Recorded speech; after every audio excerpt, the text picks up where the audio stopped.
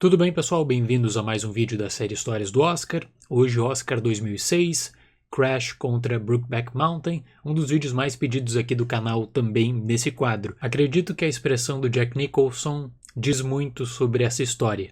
And the Oscar goes to Crash. E essa disputa é curiosa, porque Crash venceu sem ter o favoritismo na época, o que torna esse, na verdade, um dos prêmios mais controversos da história da academia. E é justo falar também que o apelo popular em torno de Crash não é tão alto assim. Se você for no canal do YouTube da academia, por exemplo, o vídeo com maior número de dislikes do canal é justamente esse, da entrega do prêmio de melhor filme no Oscar 2006. E a pressão, seja da mídia ou do público, ela é tão forte que aí o próprio diretor Paul Haggis, ele acabou se posicionando e ele diz que o filme não merecia o prêmio principal da academia, tendo em vista a concorrência. Em uma entrevista recente ele fala o seguinte: "Sou muito feliz por ter o Oscar em casa, mas não me pergunte qual era o melhor filme daquele ano, pois eu não teria votado em Crash, pelo fato de ter visto a qualidade artística de outros filmes.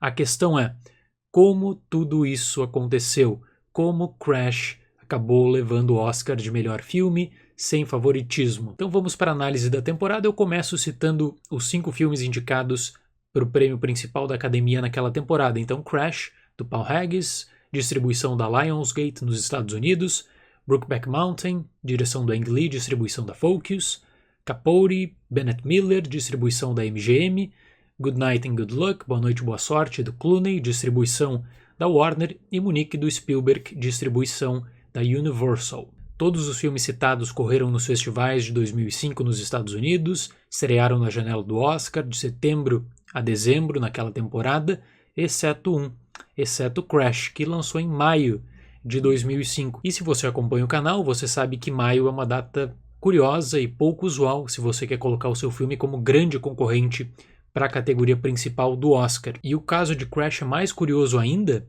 porque o lançamento do filme foi em Toronto 2004, e a Lionsgate, a distribuidora, ao invés de lançar justamente no final de 2004, na janela do Oscar de 2004, para concorrer no caso do Oscar 2005, não. Eles deixam Crash posicionado para metade de 2005, sabendo que com isso tirariam uma bilheteria relativamente boa, o que de fato ocorreu, e não arriscam na temporada de premiação. Quando você tem esse caso, é porque a distribuidora ela acaba não confiando nesse projeto, ainda mais quando o filme é posicionado para metade do ano, na janela de maio a julho especialmente. Então, para o Oscar 2005, a Lionsgate posiciona Hotel Ruanda, parceria com a MGM, e aí deixa para o Oscar 2006 Crash, com esse lançamento em maio, que teve aí a versão em DVD já no mercado em setembro de 2005. Então Crash, teoricamente, ele já começa a temporada de premiação em desvantagem porque ele não tem o chamado momentum, um filme que lançou em maio, longe da janela do Oscar e que, portanto, precisa fazer a chamada campanha de lembrança. No final do ano, você tem que chamar de novo em eventos especiais, enviando os screeners para os membros da academia, para os membros dos sindicatos, falando: olha, esse filme merece ser lembrado na temporada de premiações, por favor, considere o nosso projeto. Falo isso sempre aqui no canal, nas análises sobre o Oscar. Por conta desse posicionamento muito cedo, nem a Lionsgate sabe se deveria ou não investir em Crash para a temporada de premiações. E aí entra a figura do presidente da Lionsgate, o Tom Ortenberg, que propõe uma decisão que hoje ele diz que é a mais acertada da sua carreira, e isso é óbvio, mas também ela entra para a história da temporada de premiação, ela entra para a história do marketing em torno do Oscar. A decisão é a seguinte: ao invés de você fazer uma campanha específica para o Oscar, por que não usar um sindicato como prévia? E aí o que a Lionsgate faz?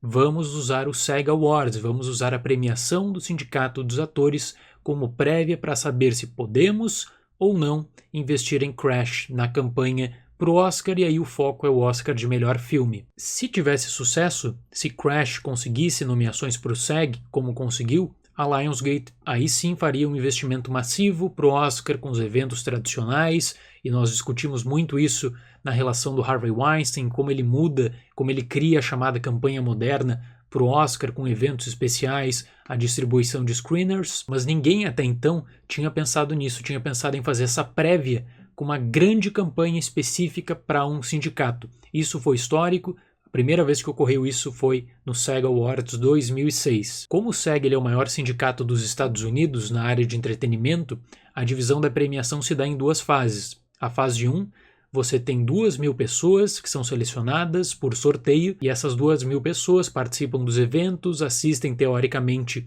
todos os filmes e aí fazem a lista. A Lionsgate, nessa questão da fase 1, fez o tradicional, enviou os screeners em DVD para todos os membros do SAG, fez os eventos especiais para o SAG também. Só que quando Crash consegue a indicação para o SAG de elenco, e era esse o objetivo da Lionsgate nessa premiação, o presidente da Lionsgate diz o seguinte: agora é o momento de fazer história, agora é o momento de marcar Crash como um grande favorito da temporada de premiações. Na fase 2 do SAG, votam todos os membros.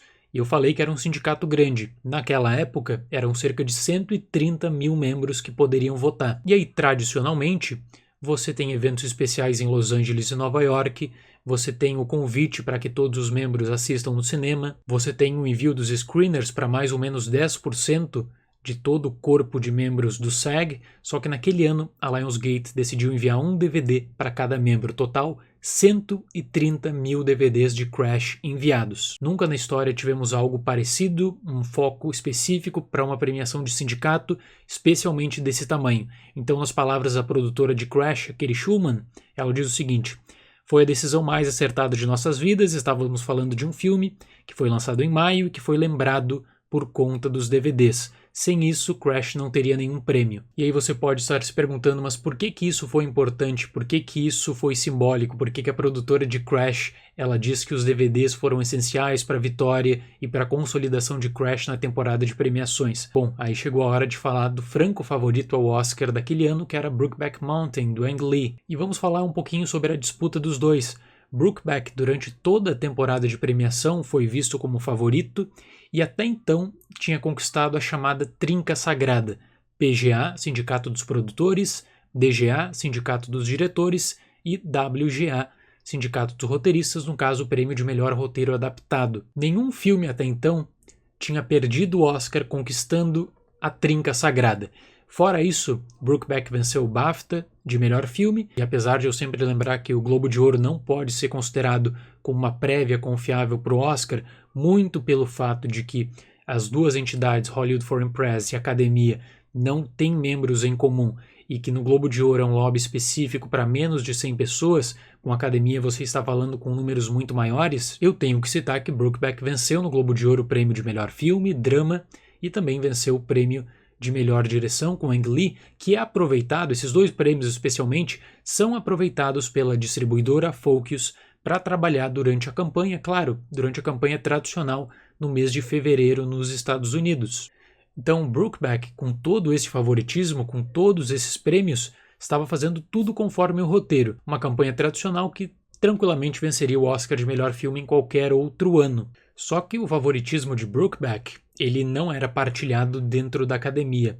Você tem várias publicações de pessoas questionando abertamente o filme, no canal Fox News e em jornais de Los Angeles e Nova York, e aí, é claro, essas pessoas buscam uma alternativa viável para derrotar Brokeback no Oscar. E qual seria a única alternativa viável naquele momento? Bom, justamente o vencedor do SAG de melhor elenco, que contou com toda essa campanha espetacular e histórica da Lionsgate, Crash. E aí nós entramos na questão da controvérsia. O lendário Roger Ebert, crítico de cinema, ele foi uma das poucas vozes nos Estados Unidos que se posicionou abertamente em defesa do Oscar de melhor filme para Crash. É justo mencionar, no entanto, que é consenso tanto entre os jornalistas que fizeram a cobertura daquela disputa Crash contra Brokeback Mountain, quanto da ala acadêmica que se propôs a analisar esse caso, que Brokeback foi vítima de uma grande campanha de difamação comandada por algumas pessoas chaves dentro da academia. 2 meses antes do Oscar, por exemplo, o professor Kenneth Turan, crítico do Los Angeles Times, que recentemente se aposentou por sinal, ele dizia o seguinte, já pensando nos problemas que Brokeback poderia ter na premiação: pessoas da academia se gabam ao dizer que tinham John Wayne como amigo, cultuam a figura do cowboy tradicional. Brokeback é um filme que ofende estes velhos, ele usa a expressão old guys. Toda essa discussão também é feita com muita propriedade em um livro que eu deixo na descrição, que eu menciono, que é base para esse vídeo, que é o Reading Brokeback Mountain, que conta com um ensaio específico em torno de Brokeback no Oscar 2006. E aí eu peço licença para trazer as palavras do professor Charles Mayer. Diz ele: Crash foi encarado pela academia como a opção segura. Crash venceu porque não tinha dois cowboys de mãos dadas com beijos de língua. Crash venceu porque não violou a regra da hegemonia heterossexual. Crash venceu porque não tentou reconstruir o Código do Oeste dentro de uma temática homossexual. Quem partilha também dessa visão de que Brokeback Mountain sofreu uma grande campanha de difamação dentro da academia foi a própria roteirista, a Diana Ossana, que venceu o Oscar naquele ano, inclusive. Em 2018, a Ossana falou pela primeira vez sobre a polêmica e ela conta histórias no mínimo curiosas. A principal foi do dia em que ela viu que Brokeback Mountain não era favorito para o prêmio principal da academia, justamente 2 semanas antes da cerimônia. Em um evento específico da Lionsgate para promover Crash, o diretor Paul Haggis convidou como cortesia a equipe de Brokeback Mountain. A roteirista Ossana, ela viu na festa o Clint Eastwood, que era o grande ídolo dela no cinema, e ela pediu para o Haggis fazer a apresentação, fazer a mediação desse contato inicial. Só que aí o Haggis fala para ela: Ossana, só tenho que te avisar uma coisa, não comenta sobre Brokeback com o Clint, porque o Clint ele ainda não viu o filme. Obviamente, segundo Ossana, o Clint estava ali, portanto, porque apoiava Crash e porque, claro, votaria em Crash na cerimônia. E ao relembrar essa história, a roteirista ela diz o seguinte, que foi naquele dia que ela notou que toda a campanha contra Brokeback Mountain tinha dado certo. E essa campanha tem 2 grandes responsáveis dentro da academia, e essas 2 pessoas na época, elas abraçaram essa causa contra Brokeback Mountain. O primeiro era o Tony Curtis. Tony Curtis ia na Fox News durante o mês de fevereiro, apareceu em vários jornais, vários sites, dizendo que Brokeback era superestimado e que o Howard Hughes e que o John Wayne não teriam gostado nem um pouco desse projeto. E dentro da academia, a outra grande figura com ampla participação nos jornais também contra Brokeback Mountain era o Ernest Borgnine, que diz o seguinte: trabalhei contra Brokeback porque John Wayne estava rolando em seu caixão. As pessoas falam, mas você não viu o filme. E daí, eu não gosto do que eles mostram. Então esse era o Ernest Borgnine. E eu trago também, por fim, uma citação interessante da jornalista a Nick Fink, que trabalhou para o Los Angeles Weekly na campanha do Oscar 2006, que diz muito sobre o ambiente dentro da academia também, que era o seguinte, diz ela: foi horrível testemunhar pessoas da academia, que tradicionalmente se dizem liberais sociais, falando absurdos sobre Brokeback Mountain e apavorados apenas ao pensar em um relacionamento de 2 cowboys na tela do cinema. Na verdade, Hollywood é tão homofóbica quanto um estado do sul dos Estados Unidos. Nesse caso, a retórica contra Brokeback Mountain é feita dentro da academia da seguinte maneira: vocês querem reconhecer o filme do Ang Lee? Reconheçam, entreguem todos os prêmios, menos o prêmio de melhor filme, porque aí a academia vai estar envolvida em uma outra discussão, uma discussão que foge do cinema, e aí você teria o nome da academia envolvido, dando o prêmio de melhor filme para uma produção que usaria justamente desse status para promover uma agenda que não era consenso dentro da própria academia. Então Crash tem uma campanha espetacular, segue a mesma campanha do SAG com altíssimo investimento no Oscar, com festas, com distribuição ampla de screeners e sessões fechadas, e se torna, claro, essa alternativa para Brokeback Mountain. E essa retórica final que eu citei acabou dando certo. Brokeback foi reconhecido, não foi esnobado. No Oscar 2006, o Ang Lee venceu o melhor diretor, mas não venceu o prêmio de melhor filme. A academia preferiu a opção mais tradicional, mais segura para Crash. Acredito, no entanto, que com qualquer outra produção daquela temporada, a rejeição seria menor, mas justamente por Crash, um filme que para muitos é considerado mediano e que sempre aparece no topo da lista dos piores vencedores do Oscar de todos os tempos, é claro que a controvérsia é muito maior, certo? Então vou deixar alguns links na descrição desse vídeo. Muito obrigado pela atenção, até mais e tchau!